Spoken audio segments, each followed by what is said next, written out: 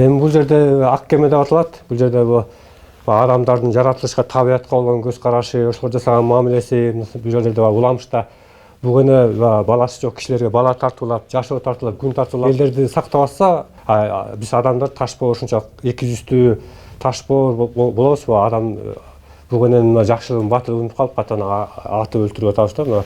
Бул менен токойлорду өрттөбөйлү, жаратылышка жакшы мамиле кылалы, бир гармонияда бололу, кайбирендерди кырбайлы, таштарды, алтындарды баарын каспайлы, суулардын баарын үнөнөп колдонолу, мөңгүлөрдү эритпейли деген экологиялык темеде алып чыккан да бул максатын.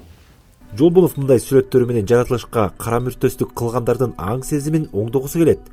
Кайбирендерди сактап, аларды бутка калган мергенчилердин иши тыйылса деген ойдо. Мен эми азыр ушу философиялык темелерге көбүрөөк кайрылам да, ушу адамдардын табиятка болгон көз карашын, ушундай темаларга кайрылам да. Чыгармачылыктын көк аламда чексиз болуш керек. Кандайдыр жанрлар менен, ойлор менен, стилдер менен, агымдар менен, даже керек болсо өңдөр, боектор, инструменттер менен чектелбеш керек да. Мындай көк аламда чексиз болуш керек.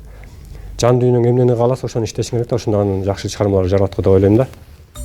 Жолбуновдун тынчтыкты чагылдырган жана жаратылышка айрым мамиле кылууга үндөгөн сүрөттөрү кийизге, ташка да түшүрүлгөн. Ал үчүн оңбогондой эмгек талап кылынган экен.